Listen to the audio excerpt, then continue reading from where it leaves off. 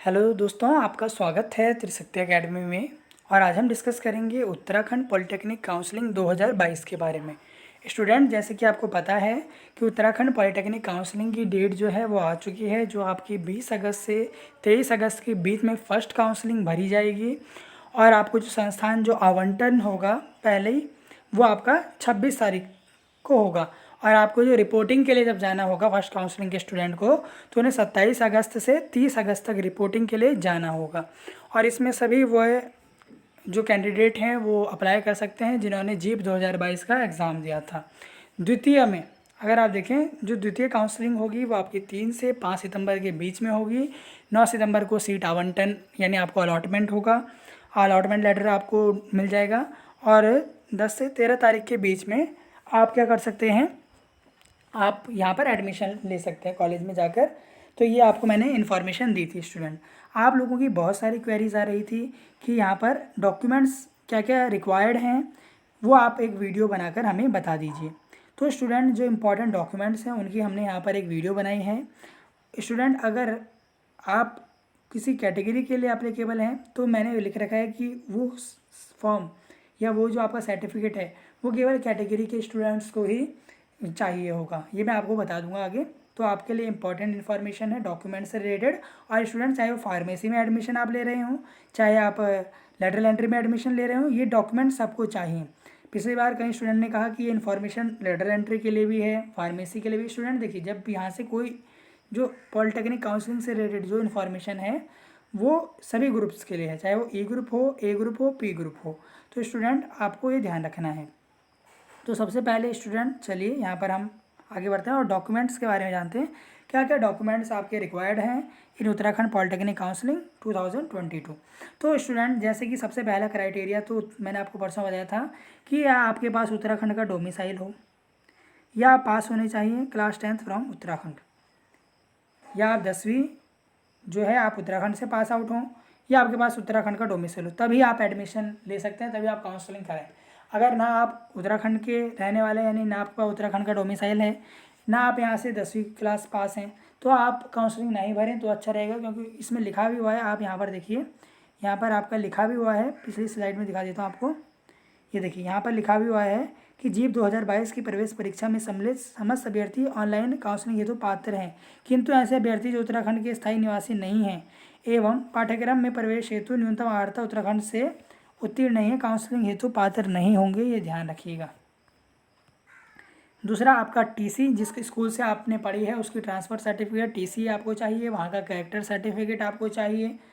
अगर स्टूडेंट, यहाँ पर एक और चीज़, आपको गैप सर्टिफिकेट भी कई बार मांगा जाता है, कई बार यहाँ पर गैप सर्टिफिकेट भी मांगा जाता है। अगर आपने गैप किया है कहीं पे तो वहाँ पर गैप सर्टिफिकेट मांगा जाता है। जैसे आपने क्लास 12 के बाद 1 साल का गैप कर दिया, और फिर आपने अगर गैप कर दिया, ये सिर्फ उन्हीं स्टूडेंट के लिए जिन्होंने गैप किया है, तो उनको गैप सर्टिफिकेट की भी ज़रूरत पड़ती है। जिन्होंने गैप किया है तो वो फिर तहसील वगैरह से गैप सर्टिफिकेट बनवा सकते हैं। तो ये उनके लिए ज़रूरी है जो कि स्टूडेंट क्या हैं, जिन्होंने गैप लिया है कहीं पे। मेडिकल सर्टिफिकेट ये आप तभी बनवाएं, ये मेडिकल सर्टिफिकेट स्टूडेंट आप तभी बनवाएं जब आप एडमिशन के लिए, जब आपको अलॉटमेंट लेटर मिल जाए, आप इसको तब बनवा सकते हैं जब आपको अलॉटमेंट लेटर मिल जाए। तो उसके बाद आप क्या कर सकते हैं, जब आप कॉलेज में जाएंगे एडमिशन के लिए, तब वो आपको कहेंगे कि आप जो है अपना मेडिकल सर्टिफिकेट बनवाएं। तो मेडिकल सर्टिफिकेट भी ज़रूरी है, ज़रूरी होता है। और ये आप बाद में बनाएंगे, जब मतलब आप एडमिशन लेने जाएंगे तब आप वहाँ पर उसी दिन उसी समय बन जाता है, कोई दिक्कत नहीं है, हॉस्पिटल में आप जाइए। पर मेडिकल सर्टिफिकेट आपका प्राइवेट का नहीं, हमेशा गवर्नमेंट हॉस्पिटल का ही चलता है। जैसे अगर कोई देहरादून का है तो देहरादून में जो दून हॉस्पिटल है, अगर आपका रुद्रपुर है तो वहाँ पर जो आपका रुद्रपुर का गवर्नमेंट हॉस्पिटल है। तो हमेशा जो मेडिकल सर्टिफिकेट है वो आप गवर्नमेंट हॉस्पिटल से ही बनवाएंगे, और ये बहुत ही ईजिली बन जाता है। इसमें आपको ज़्यादा टेंशन की ज़रूरत नहीं है। सबसे इंपॉर्टेंट है, अगर आपके पास डोमिसाइल नहीं है और अगर ना आप क्लास 10th यहाँ से पास हैं तो डोमिसाइल ज़रूर आप बनवा लें, ये ध्यान रखिएगा।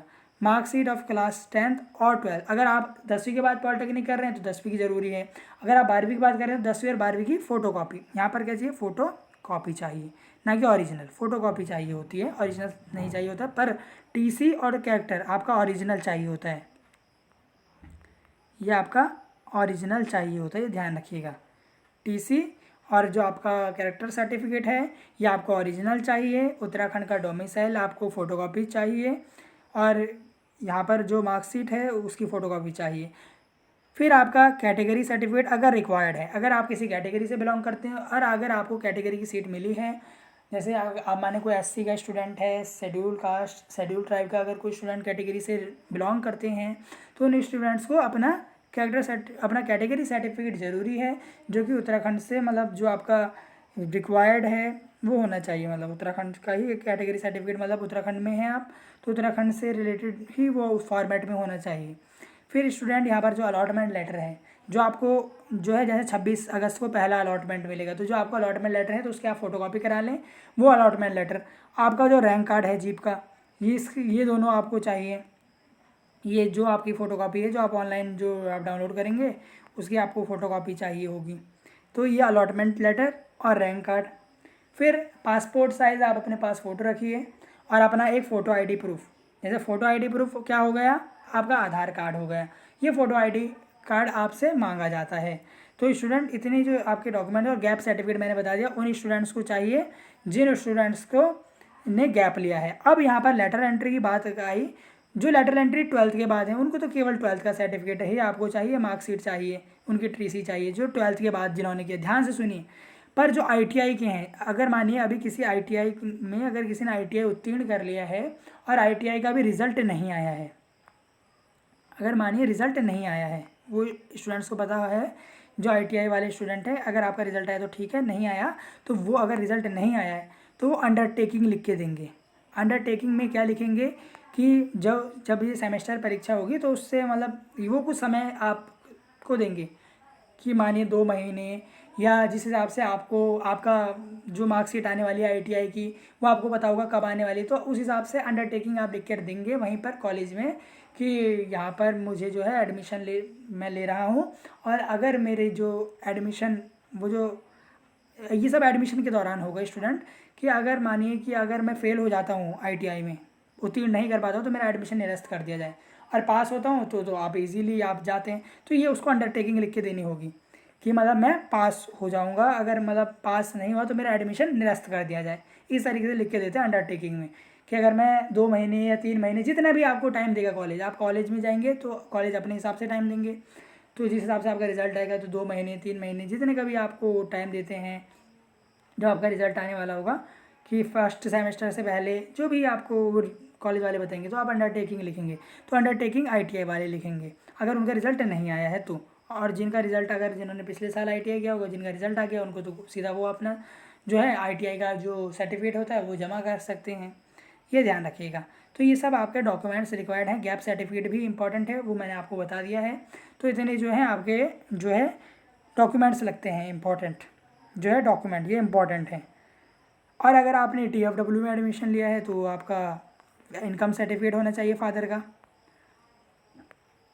इनकम सर्टिफिकेट होना चाहिए। अगर आपने इकोनॉमिक वीकर सेक्शन में लिया है तो वहाँ पर आपका इनकम सर्टिफिकेट होना चाहिए, ये ध्यान रखिएगा।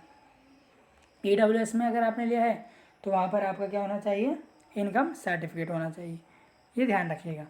और ये आपके डॉक्यूमेंट से रिलेटेड इन्फॉर्मेशन हो गई। स्टूडेंट अभी आपकी सीड मैट्रिक्स आनी बाकी है। जैसे ही आपकी सीड मैट्रिक्स आएगी, इस बार नई ब्रांच भी जुड़ी हैं, तो आप हमारे साथ बने रहिए स्टूडेंट। वीडियो को ज़्यादा ज़्यादा शेयर करें अपने फ्रेंड्स के साथ, क्योंकि सीड मैट्रिक्स देखिए 20 तारीख से काउंसलिंग होनी है, यानी 18 और 19 को ही सीड मैट्रिक्स आपकी आ जाएगी। और आपकी जो साइट है वो आपको मैं बता देता हूँ आपकी साइट कौन सी है। ये देखिए यहाँ पे लिखा हुआ है HTTPS ये जो है ubtr.admissions.nic.in, ये आपकी साइट है जो आपकी काउंसलिंग की वेबसाइट है। तो इस वेबसाइट पर आप विजिट करते रहिए।